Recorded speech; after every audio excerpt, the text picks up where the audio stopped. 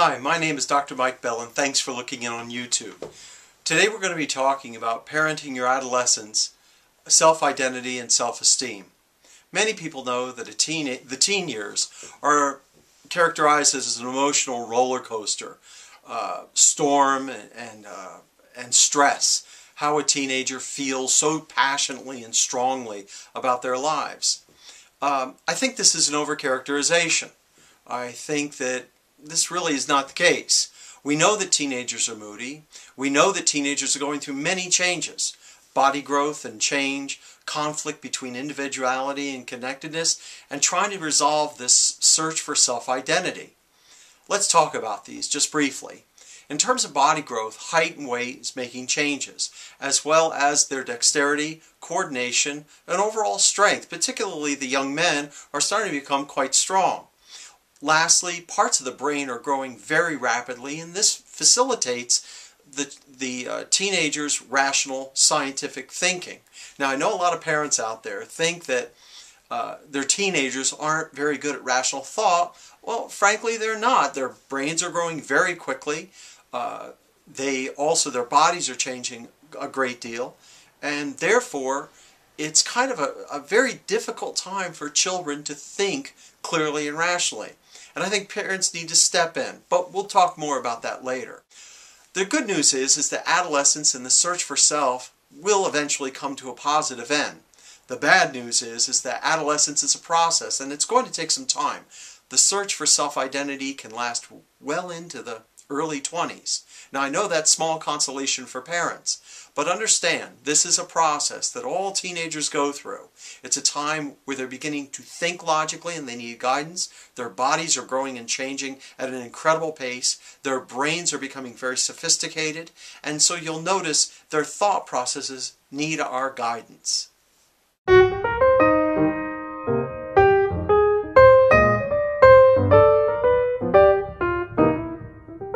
What should parents, guardians, and loved ones do to help adolescents through this challenging time of self-discovery, self-identity, and, of course, building their self-esteem? I think the first thing and the most important thing is to show them warmth and affection and respect. All teenagers need love. All teenagers need to see our patience.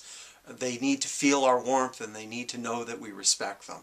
I think this is just a basic human need, and all teenagers at this very challenging time need our love and respect.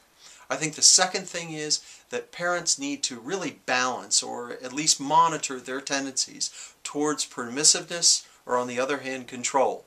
I think teenagers at this time need a very even hand at home. They don't need somebody who's terribly controlling, nor do they need anybody who's just permissive and really neglecting them. What we have to do is take a middle road. There are times, I guess the best phrase is, parents need to pick their battles. Parents need to decide when to exert their control and when to allow the teenager, allow their adolescent to have some freedom so that they can develop the sense of individuality, self-identity, and of course build their self-esteem. I think the third thing that parents and guardians and loved ones need to do is to provide a positive role model for teenagers. Engage the teenager, spend time with them. And I think while you're spending time, engage them in positive activities, productive activities, where there's a clear goal at the end, or that we're sharing a product with others. It provides the teenager with a positive model to really launch from, so that they know what they're striving to become. Believe it or not, teenagers are seeking role models out all the time, and the best and the most profound role model can be, of course, at home. Parents and guardians, extended family, and loved ones. I think the fourth thing that parents and guardians need to do is to show a consistent and ongoing interest in the teenagers' lives. Not just where are you going, when will you be home, but participating in the child's life as much as they will allow, as much as you feel comfortable with. Attend games, attend school functions, attend extracurricular activities. Be interested in the child's schoolwork and their homework and how they're progressing towards goals. The fifth thing that's very important is that parents and guardians should always communicate very high expectations, not just for the behavior. that teenagers should demonstrate, but also high expectations in terms of their goal setting, in terms of their academic work, in terms of their dreams and passions and interests. Set high expectations. Feed those passions so that the teenager can set high goals for themselves. It helps them create a vision for themselves, which is part of their self-identity. I think the next thing that parents and guardians need to do is provide a wide range of experiences for teenagers. Now listen, I know teenagers are resistant to anything new, anything different, any change that a parent might introduce. But I think this is where adults really need to stick with it. I think parents need to encourage these teenagers to eat different things, try new restaurants, do different activities, really stretch them. And also community service within their church or temple or synagogue.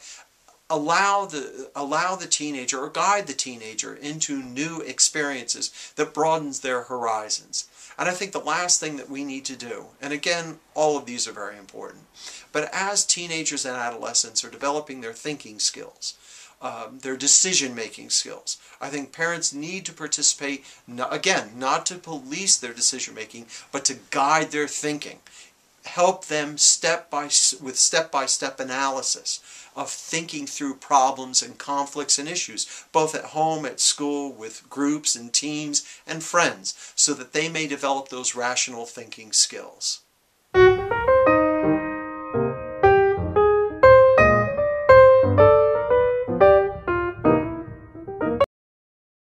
I think it's time that we summarize our discussion of parents helping adolescents achieve self-identity and self-esteem. Remember that adolescents are going through a remarkable intellectual and emotional time in their lives. So parents should respond by helping teens think through issues in their lives. Don't expect immediate agreements or results, but keep working on clear thinking with them.